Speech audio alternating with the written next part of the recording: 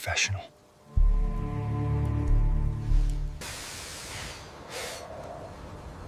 Muffled generator hum and distant clanking.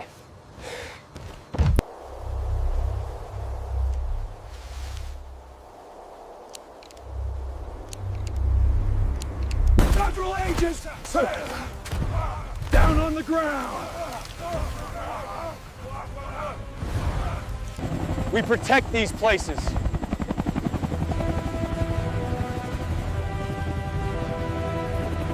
Under the closed cup, Operation Green Shadow. The Olympic Peninsula National Forest in Washington state holds secrets that official maps will never fully document, and it was precisely in this vast green and humid expanse that I spent 7 days and 6 nights tracking a drug trafficking operation that transformed thousands of hectares of protected nature into a clandestine corridor for synthetic drugs. My name is Sergeant Vincent Drake, a 15-year veteran of the Federal Forest Service's Narcotics Task Force, specializing in infiltration operations in wilderness areas where criminals believe that distance from urban centers equates to immunity from police action.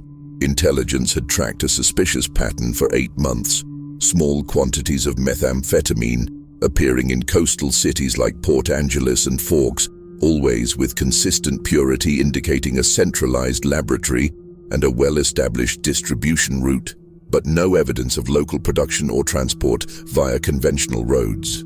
Thermal satellites detected temperature anomalies in a remote area of the forest, suggesting camouflaged structures and human activity where officially there should be nothing but moose and black bears. When I was ordered to lead a ground reconnaissance team, I knew we would face not only armed criminals, but also an environment that kills the unprepared with cold, constant humidity, and disorientation that transforms kilometers into green labyrinths, where each tree seems identical to the last.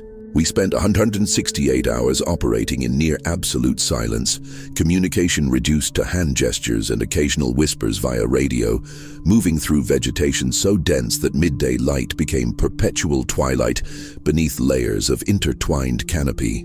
What we discovered in those days rewrote our understanding of the sophistication of criminal operations in remote areas and taught me that underestimating adversary intelligence based on bias against criminals versus authorities is a potentially fatal mistake that experienced professionals never make twice.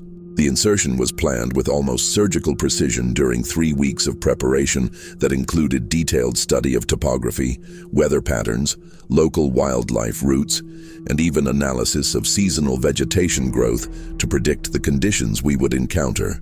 My team consisted of 6 operators besides myself, 2 trackers specializing in human versus animal signals, a communications technician who would maintain an encrypted link with the command base, 2 snipers trained for engagement in dense forest environments, and a narcotics specialist capable of identifying substances and chemical processes by odor and visual evidence.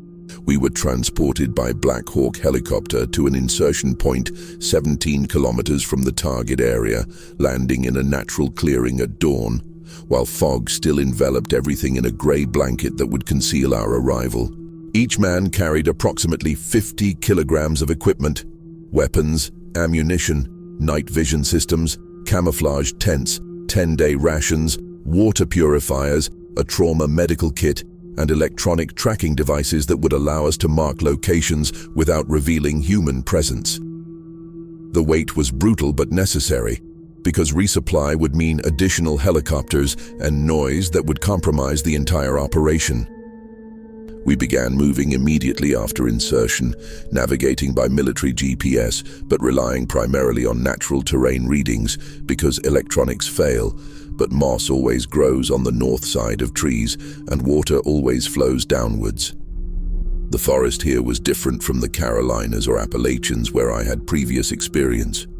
It was wetter and denser, with giant ferns that reached the height of an adult, and fallen trunks covered in moss so thick it looked like a living carpet.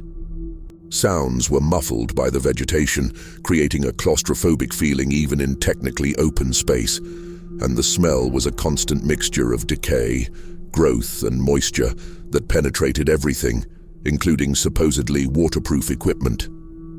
Before we continue, tell me in the comments, which city are you watching from?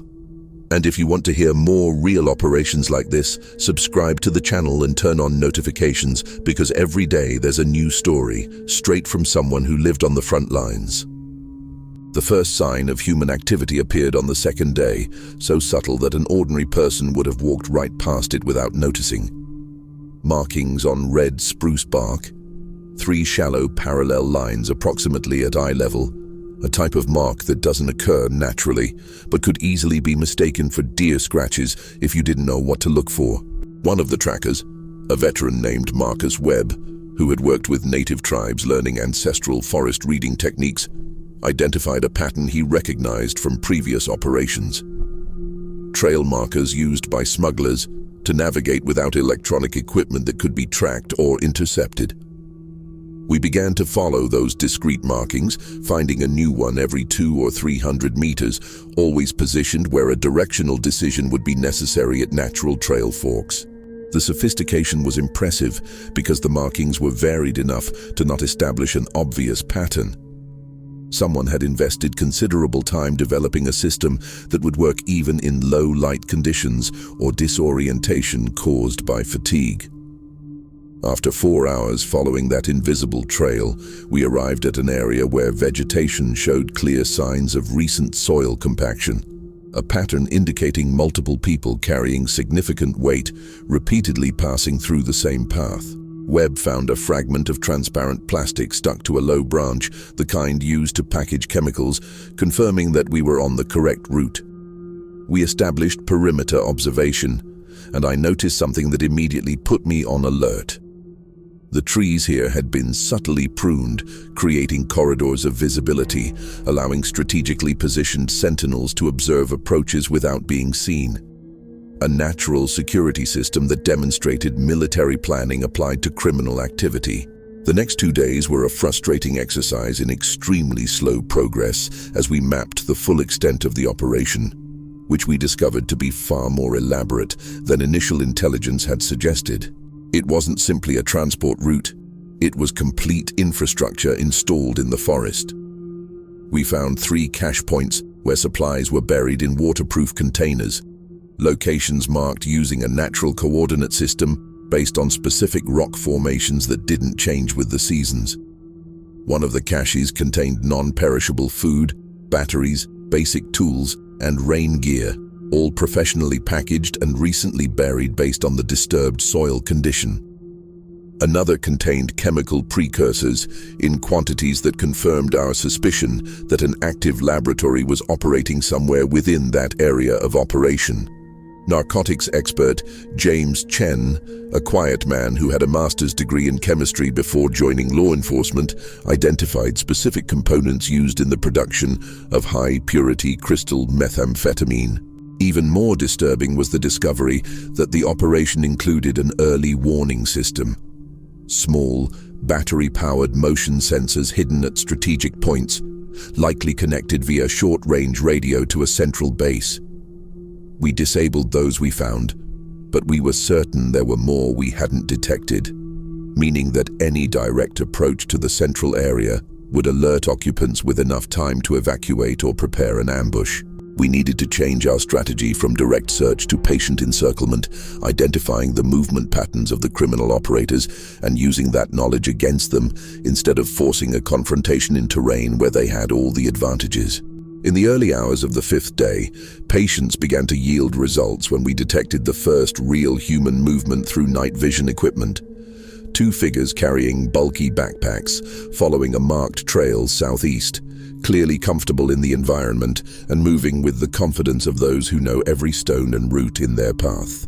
We followed at a respectable distance, using tracking techniques I learned from Army Rangers during joint training years ago, moving when they moved, freezing when they stopped, always keeping dense vegetation between us and the targets.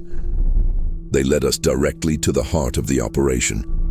A partially artificial clearing expanded through selective cutting of smaller trees, where temporary but surprisingly well-constructed structures formed a functional field laboratory complex. I counted 6 main buildings covered with camouflage tarps that from above would simply appear as natural variations in the forest canopy, explaining why satellites had difficulty identifying their precise location. Smoke was being dispersed through an ingenious system of pipes that spread emissions over a wide area instead of creating a detectable vertical column, and generators were clearly muffled with acoustic insulation because even 50 meters away, we could barely hear the characteristic vibration of combustion engines. We established semicircular observation positions around the perimeter, each operator with an overlapping field of vision, ensuring that no movement would go unnoticed. For 12 consecutive hours, we observed and documented. We counted 9 different individuals, all men between 20 and 40 years old based on appearance, operating in shifts that suggested continuous 24-hour production. There was clearly an established hierarchy, with 2 or 3 individuals giving orders, while others performed specific chemical processing or perimeter security tasks. The moment of decision arrived when intelligence confirmed via encrypted communication that additional assault units were positioned at identified exfiltration points along potential escape routes. The operation shifted from reconnaissance to direct intervention, with my team serving as a stabilizing element while 40 additional federal agents converged from multiple directions simultaneously. Timing was critical because if we gave premature warning, targets could destroy evidence or escape through routes we hadn't identified. But if we waited too long, we could miss the operational window due to weather conditions that the forecast indicated would worsen dramatically in the next 24 hours. At 4:47 a.m., I received confirmation that all units were in position, and I initiated the intervention sequence with a coded radio signal that simply meant execute. There was no dramatic countdown or motivational speeches, just professionals doing work they had trained for years to execute with precision and minimal risk to everyone involved, including the suspects to be apprehended. My team advanced simultaneously from 3 directions, clearly identifying ourselves as federal authorities and ordering the immediate surrender of all present. The reaction was mixed. Some individuals immediately raised their hands and submitted. Others tried to run into the woods, only to find agents blocking every possible route. 2 attempted to destroy evidence by spilling chemicals, but were restrained before causing significant damage. There were no shots fired, no significant violence, just a clean and controlled execution of an operation that resulted in 9 arrests, the seizure of approximately 15 kilograms of processed methamphetamine, enough chemical precursors to produce an additional 100 kilograms, and the complete dismantling of infrastructure that had operated undetected for at least 18 months, based on evidence collected on site. The silence that descended upon that clearing after the last handcuff was fastened was different from the silence that had dominated previous days, now charged not with the tension of a hunt, but with the professional satisfaction of a mission accomplished within all the legal and ethical parameters that govern our work. Helicopters arrived at first light, transporting detainees for federal processing, while specialized teams began forensic documentation of the site, which would take weeks to complete properly. We discovered during subsequent interrogations that the criminal operation had generated approximately $2 million in 12 months, distributing drugs through a network that spanned 3 states using a national forest as a base impossible to detect through conventional surveillance methods. The individuals arrested received sentences ranging from 8 to 20 years depending on their specific role in the operation and cooperation with the subsequent investigation, which led to additional arrests of urban distributors who had never set foot in the forest but depended on the product that came from it. For me and my team, Operation Green Shadow became a case study used in training on how patience, attention to detail, and respect for the adversary's intelligence are often more effective than expensive equipment or superior numerical force. I learned that criminals who choose to operate in remote environments are not necessarily less sophisticated than their urban counterparts. They have simply adapted methods to exploit different vulnerabilities in the law enforcement system. The forest returned to its natural silence after we removed all evidence of criminal human activity, trees and animals reclaiming territory that had been temporarily perverted for illegal purposes. But I will forever carry the memory of those 7 days under the closed canopy, a reminder that protecting public lands requires constant vigilance, not only against environmental damage, but also against those who see isolation as an opportunity rather than a sanctuary. That is why service in specialized units like the Forest Task Force is never just about arresting criminals, but about preserving the idea that there are places where the law still reaches and where nature belongs to everyone, not just those willing to exploit it for illicit gain, while betting that no one is watching in the green shadows.